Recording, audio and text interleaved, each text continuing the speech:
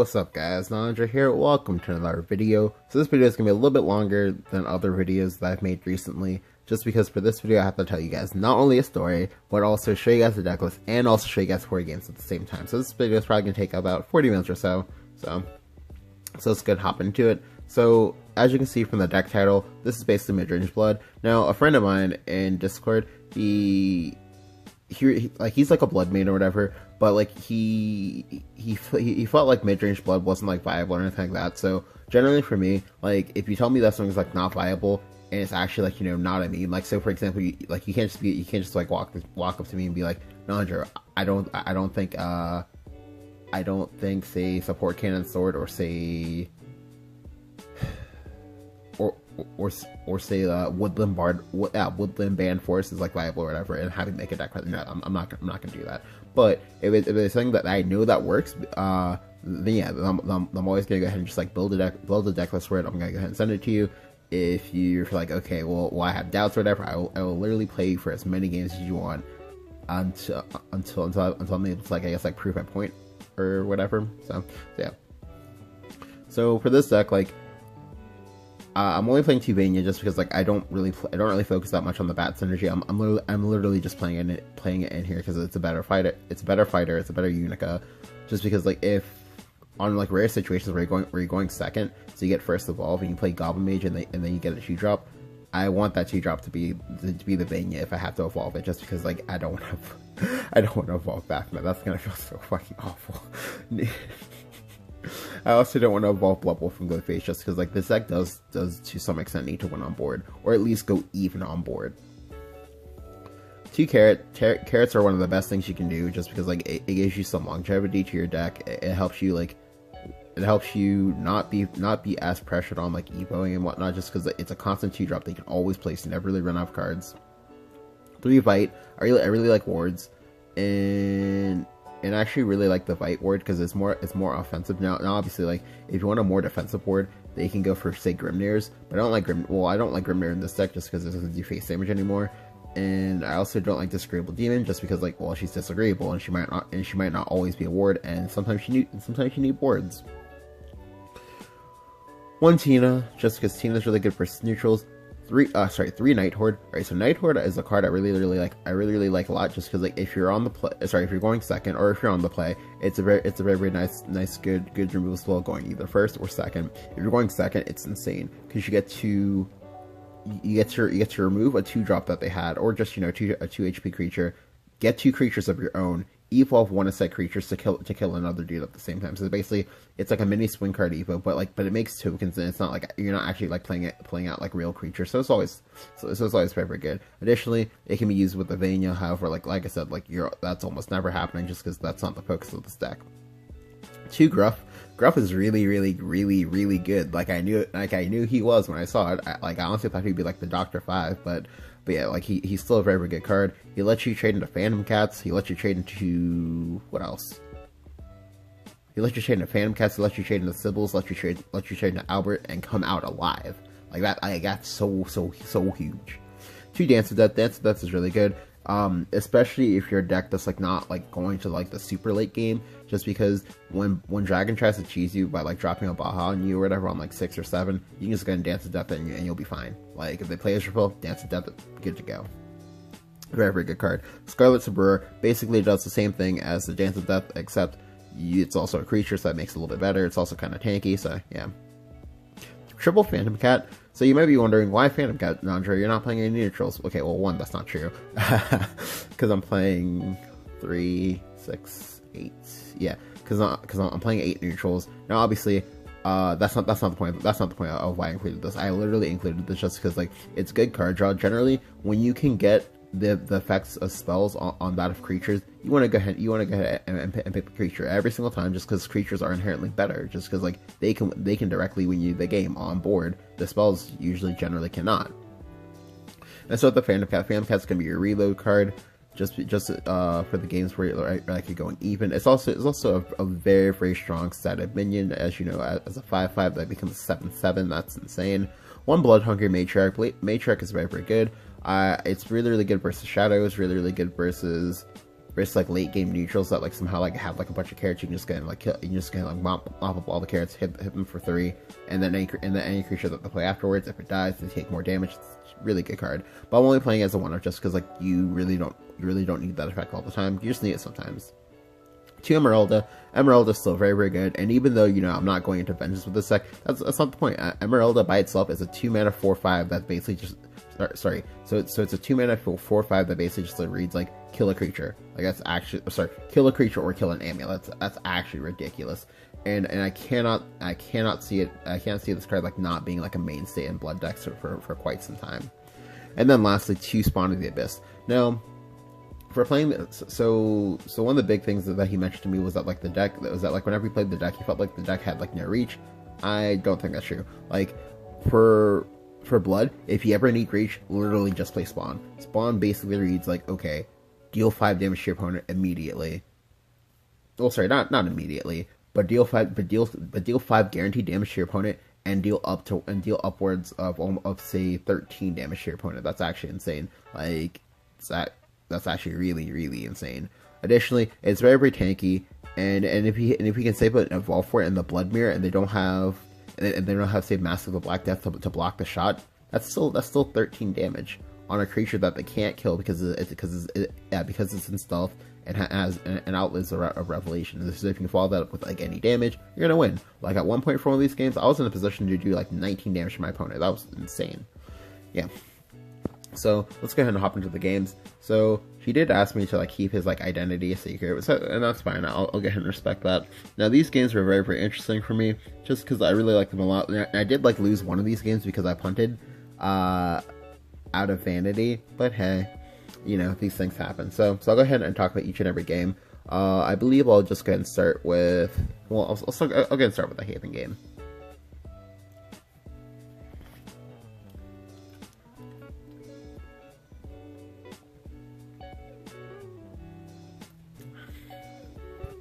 Right, so basically, like we basically, like I said, we basically just played a bunch of games until he was like convinced.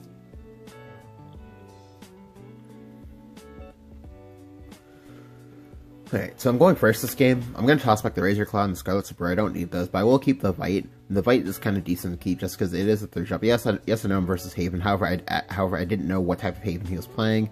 So if he's playing the slow Haven and he has like a scripture for this, that's fine. But most likely, if I can find a 2-drop like I did, I can force him to use the scripture on the 2-drop, or he's going to risk taking more damage on a possible bluff.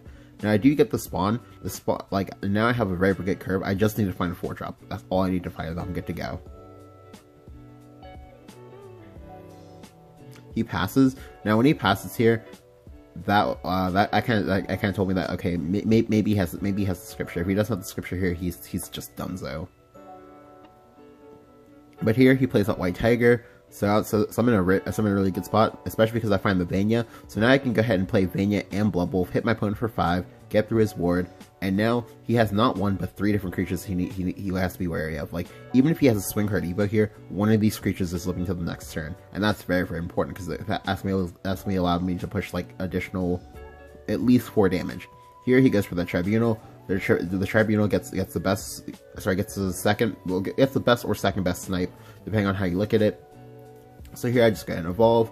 I go ahead and push him down to, how much is that? I go ahead and push him down to 4. I have a Razor Claw in my hand, so he's basically dead because there's no way he can clear all 3 of these at the same time. He goes March Hairs, but it's not good enough because he realizes that, oh well, the Vite is outside of ping range, so he's literally dead on board. Yeah, like the big thing about this game was that like my opponent missed his turn 2. Like for Haven doesn't really have that many good turn 2s, so it's really important that the 1 or 2 good turn 2s they have, that you go ahead and you find those immediately.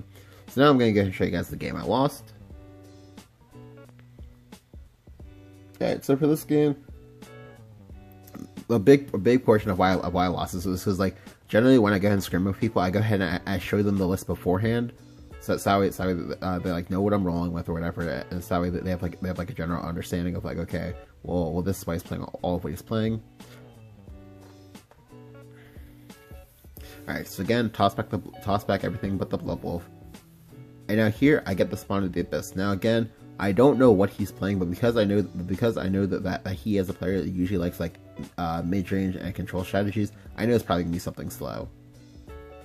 So as a result, having a spawn in my hand is very, very good. So now my game plan is to save an Evo for the spawn no matter what. When he plays the Blood Pact, that's actually very important. Alright, so part of why I lost this game was because I thought that he and I were using the same list. And but I should have known when I saw the Blood Pact that he was using one of his own lists, and so I should have like played accordingly. And that is going to trip me up this game. But let's go ahead and keep going. So I go ahead and play the Blood Wolf, smack him for 2. Now, unfortunately, I don't have a good turn 3, so if he removes this, I'm in a bad spot. But here, he goes Bite, which is good for me, because now I can clear that Bite for free. The only thing that would have made this better was if this was going into my turn 4. But here, he goes Hungering Horde into Urias.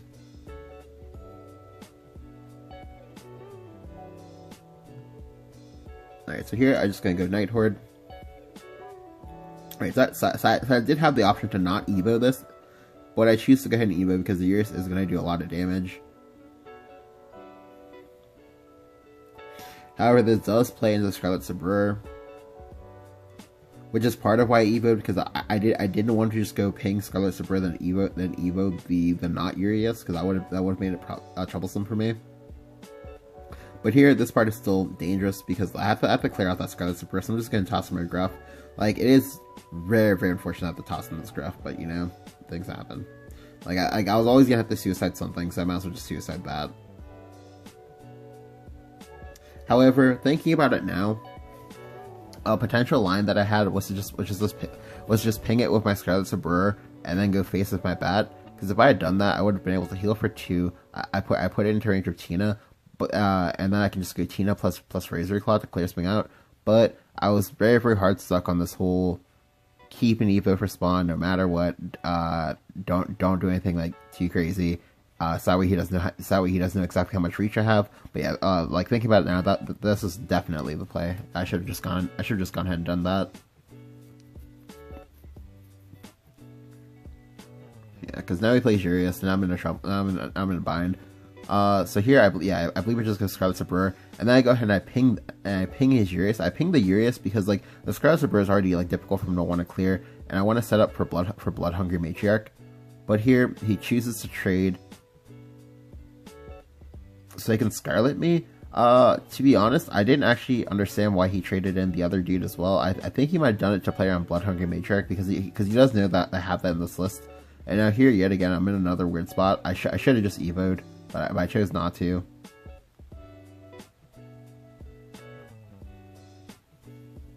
So now I get Blood Hungry myself. Yeah, like it's pretty awful.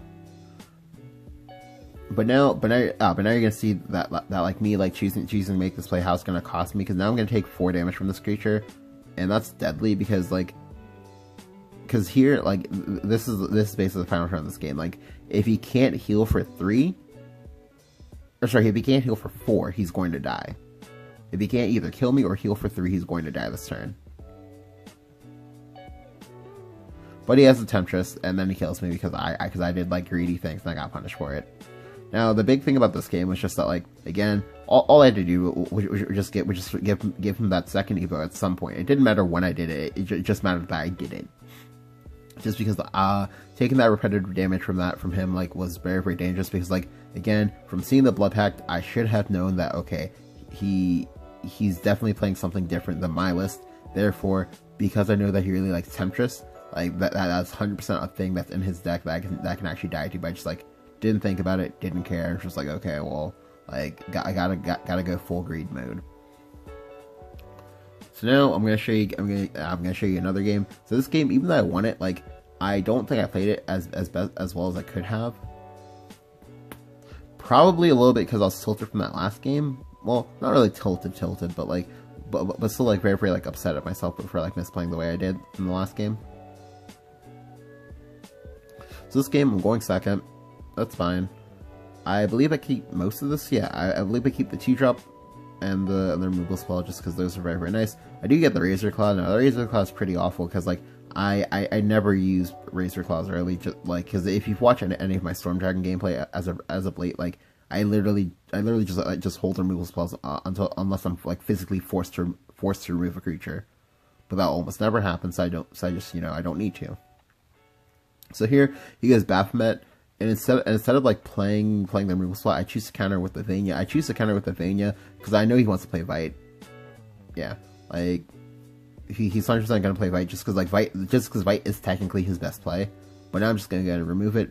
Like, granted, that does force me off curve, but that's fine. I don't care. Like, I'm just gonna go face. The reason why I can afford to go face is because I know, and he knows, that this Vania is effectively a soft ward. Now the reason why he didn't trade last time is because he didn't need to, because like he literally had a ward in play. He doesn't need to make that trade. But now he does need to make that trade, because if he doesn't make that trade and I have Night Horde, oh my god, he takes so much damage. Oh, oops. So here he has to go Blood Wolf to remove it. So that's fine for me, because like he loses a creature, takes 2 damage, I lose a creature as well, but that's fine. Just because, like, that's some of the reach in his deck that I now know is gone. And of course, I top deck the Night Horde, and this is nice because now I get to remove his creature, and I get to develop two bats. However, unfortunately, this is going into his turn 5, so I can get Scarlet Super here, and that'll be bad. I do.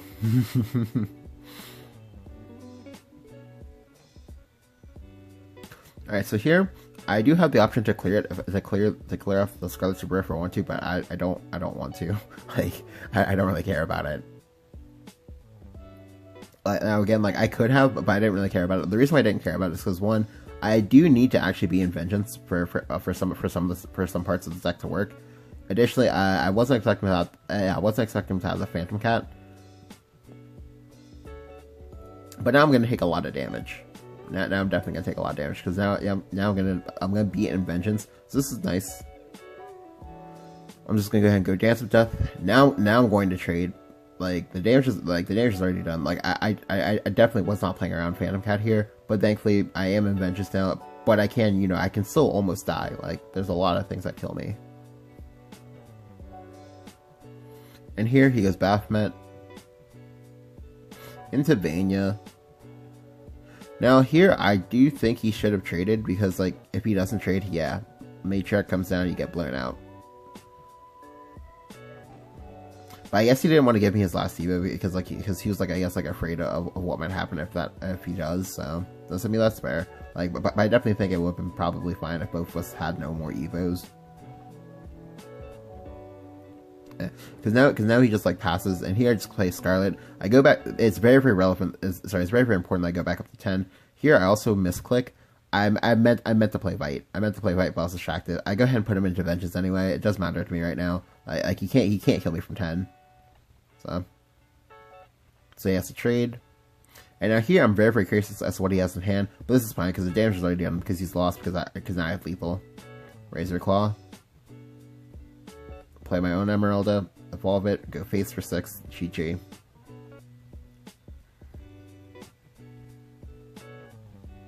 Now for that game, it was very like the important part was that, like, I let myself get put into Vengeance because I was being, like, kind of greedy with like Evos and whatnot, but it worked out well for me just because, like, he didn't have reach. Like, he literally didn't have reach, and the only thing that I could have died to, I was able to play around it by choosing to play out the Scarlet. So now for the last game, and this game is honestly, in my opinion, probably the most important out of all of these games, the game versus Dragoncraft. So let me go and preface this by saying that, like, if you don't already know, the Dragoncraft, like, literally shits on midblood. Like, unless of course you're like me, and you can actually like make a solid game plan for, like, what you want to do in the matchup. So let's go hop into this game. Again, this game is gonna be the most, like, important out of all 4 of these games, because, like, this is what I do when I'm versus, like, a very, very unfavored matchup. So the reason why this matchup is unfavored is because, like, they can play Bahamut's, they can play Israfils, and that just completely shits on what you're trying to do. Because this midblood, you're trying to, like, make a board, and they can literally take away your board so many times and do all this other stuff to you. So I do, yeah, I go ahead and keep everything. I keep the Dance of Death because, like, again, he can ramp, like, he can play 9 drops, he can play 10 drops, and I want to have a guaranteed answer to Bahamut or Israfel in my hand at all times. Like, and I have the carrot, I have the Vanya, like, and this lets me, it gives me, like, things I can do. So I'm not going to, be, like, hurting for cards or anything like that, so I'm just going to go and play up the Vanya. Alright, so I do see that they only redrew 1 card, so I know that he probably has a point of interaction as well as Oracle. So he's in a good spot. I go ahead and play out the Kaiser here. Now drawing the Baphomet is very, very good, because now I can just go Baphomet plus Carrot, and I'll be very, very strong. Here he plays the Dragon Summoner. I'm basically just praying that he doesn't get second Dragon Summoner. But he gets Dragon Nuke Fist. I'm like, shit, that's actually really good. But this is fine. Alright, so now I drew my second Baphomet, so I'm gonna go and play Baphomet first, see what I get. Here I also do in fact misclick, and I do actually like click a little bit too fast because I get like kind of impatient. I didn't actually wait to see what I got because I already knew I was gonna play the Kaiser. Or sorry, I was gonna play the Carrot. I'm just gonna play up the Carrot. And I do get punched because I do get the second Baphomet. And it would have been a lot better for me to just like play out the second Baphomet to get another search. Now the issue with playing Baphomet into this board, well sorry, we're just playing one of these Baphomets into this board, is that like it dies for free into the summoner, which is fine, like, because if I play 2 Baphomets, obviously one of those is going to get through it, and I'm going to be happy for that, because I'm going to be, like, 1 card deeper into my deck, and that's where I want to be. So here, if he wants to, he can play Forever. There's not much pressure on him, so, yep, he chooses to play the Forever here. Alright, now this turn is important, because this turn, I get the Goblin Mage. Goblin Mage is insane here, because now I get to fill up my curve perfectly. So now I'm going to get to go Goblin Mage, see what I get. Doesn't matter what I get because I'm pretty sure I'm just gonna go and play the Baphomet here to rectify my mistake from earlier to go ahead and get my search. And I'm also not going to Evo. I don't need to Evo. Like I physically don't. So I'm not, like, because if I Evo, I play directly into Breath of the Summoner. I don't want to make that play. Like the Evas in this matchup are very, very important. Like you want to try to use them like when you absolutely don't have a choice. Like for example on say Sybils. You also want to save them for maybe like say Spawn of the Abyss. Just this way he does as much damage as possible. Yeah, he does as much damage as possible when hitting your opponent in the face. I do draw the second Spawn, and alright. So now that I have the Spawn in my hand, I now know exactly what my game plan is. My game plan is to not hard commit into Israfel for as long as possible. Then to go ahead and either play the first Spawn, force him to use Bahamut, and then if he for some reason if he doesn't have Bahamut, that can just kill him. Because in my hand right now I have 13, 16, 19. Or sorry, my bad now. 13, 16, 18, and then the Evo is 19. So that's a lot of damage. A lot of damage. So now I'm also, again, like I said, I'm not going to clear, I'm not going to Evo, I don't need to. Because I need to be able to answer the bigger things that he might play. Like, for example, this Tina. Oh, oops. Yeah, so he goes ahead and he just Tinas me. Get a space for 2. Again, the damage doesn't matter because like he can't kill me like that particularly fast, so I'm like fine. Here I'm just gonna go Phantom Cat. Now again, what the Phantom Cat gets me doesn't matter. The only thing that matters is that I have a huge body in play. But thankfully, it does pick up 1 neutral though, which is nice because now I get to him for 2. Like, and that's just it's just like a happy accident sort of thing. It's not one of those things I was like fishing for, and it's not one of those things that I particularly care about like getting. I will go ahead and Evo here because by not Evoing here, I do risk like setting up like some like weird like 2-turn lethal in which he like maybe like plays like a Forte or something like that, or maybe say plays Poly and then plays another Storm unit. So I do have the Evo there. Now here he Evos back into me, and I was like really confused by that because I was like, okay, is he gonna play Israfel now? But no, he actually plays Olivia. Now him playing Olivia is very, very good for me because I know that there's no possible way outside of having Queen combo that he can kill me. So I'm just gonna go and slam down my Spawn. If he wants to Baha me, that's fine. I'll just gonna dance to death him right back. He will go ahead and take 5 from this Spawn though. So now he's in checkmate because now I have lethal. So I'm just gonna go Dance of Death into Blood Wolf, evolve the Blood Wolf, raise your claw space, dead. again, the big part of this game was that I literally knew exactly how it was that I wanted to win, and I went ahead and I stuck directly to my purpose, like, and didn't deviate. Like, I didn't deviate because one, I wasn't forced to deviate, like, and I knew that there were like some like allowances I could take, and what I was like, and what I was and wasn't allowed to do. And again, if I had chosen the Evo at any point in time, there I would have like lost a lot of the damage, and I would have like let him know exactly how much reach I had. I don't. All right, so the big thing about Evos and whether or not to hold them or use them is that for me, like, alright, it does matter if you get the G damage now versus if you get the G damage later a lot of the time, but when we're trying to like set up tricky lethals, it does, the 2 damage later does actually matter. Like, just because, like, again, you want to try to hide as much reach from your opponent as possible, so that way they basically have to play around everything. Like, if you've already used like all three of your Razor Claws recipe, and I know you have, that I know that you no longer have Razor Claws in your deck, and that's 9 less damage that I need to like account for, and that's actually very, very important. Like, just because, like, again, like, the more free information they give out or that you deny, the more relaxed or scared, as it may be, that your opponent has to play. And that was just, a really important game, just because, again, that is an unfavored matchup. But as you can see, it was just like, being patient, having him. Sorry, it was just it was just me being patient, having him like brick a little bit, and then just being able to just like secure the game.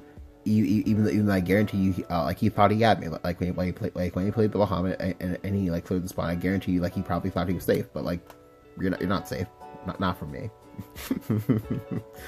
If you enjoyed the video, go and leave a like. Let me know what you think about like mid-range blood down in the comments below. Thank you guys for watching. I'll catch you guys next time.